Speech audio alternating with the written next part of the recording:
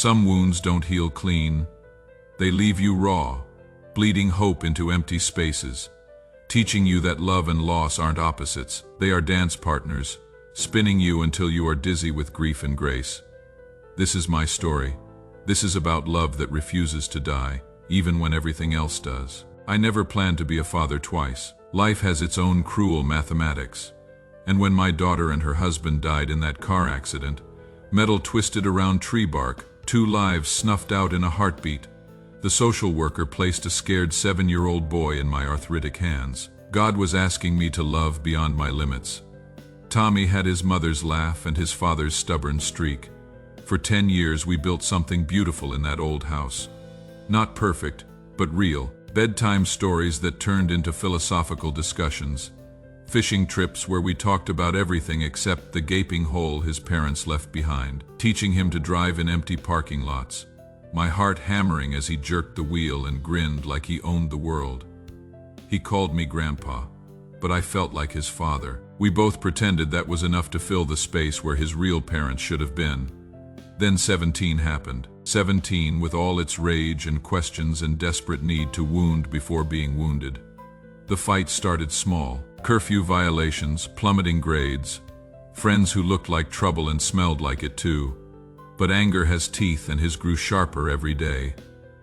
I still remember the night everything shattered. He would been arrested again, drinking, fighting, destroying property like he was trying to destroy himself from the outside in. When I picked him up from jail, the silence between us was suffocating. We sat in the kitchen and I tried to reach him across an ocean of pain I couldn't navigate. Tommy, you are killing yourself. You are killing me. That is when he exploded. Years of buried grief erupting like a volcano that had been building pressure since he was 7 years old. You are not my father. The words came out like bullets, each one finding its mark. You are not my real father. My real father is dead. My real mother is dead. And you are just some old man pretending to fill a space you will never fit. Each syllable was surgical, clean cuts through everything we would build together. I never asked for this. I never asked for you. I hate this house. I hate this life. I hate he couldn't finish, couldn't say he hated me, but it hung there between us more devastating than if he would screamed it. That night he packed a bag and walked out. 17 years old, full of poison and pain, disappearing into darkness I couldn't follow.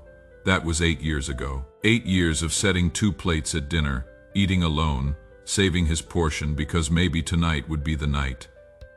8 years of keeping his room exactly the same. Baseball trophies gathering dust, unmade bed still holding the shape of his last sleep here. Superman poster he would been embarrassed about, but never took down. The neighbors think I am insane. Harold, they say, let the boy go. He is not coming back, but they don't understand. When you love someone bone deep, soul deep, letting go isn't an option.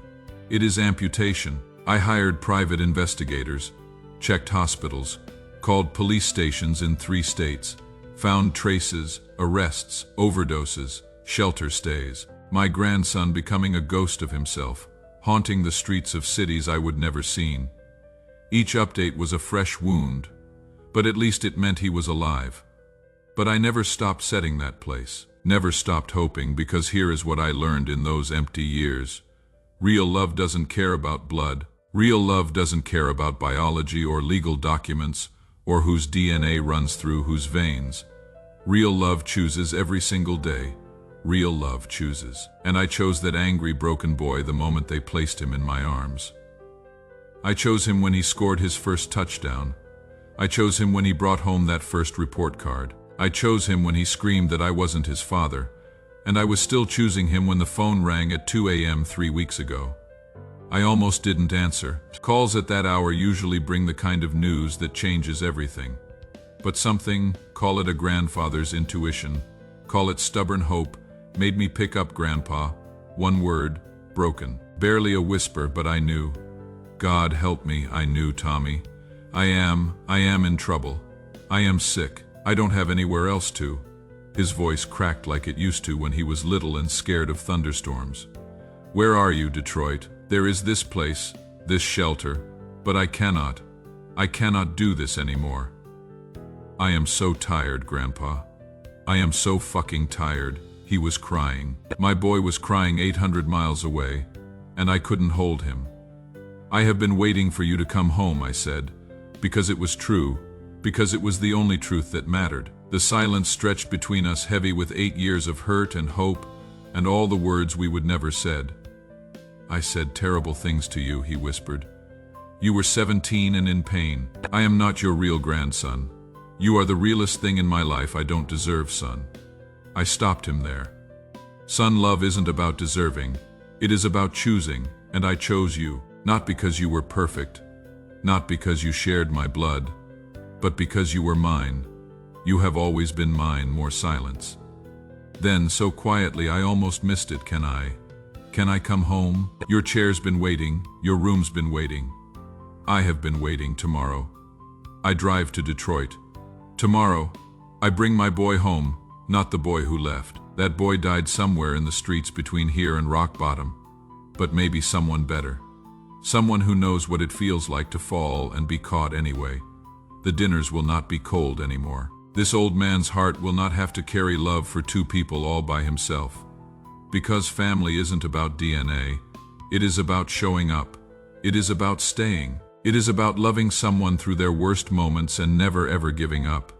Tommy learned that the hard way, but he learned it. And when he walks through that door tomorrow, broken, changed, but alive, I will say the words I have been practicing for 8 years. Welcome home, son. I have missed you. Your place has been waiting. It always will be.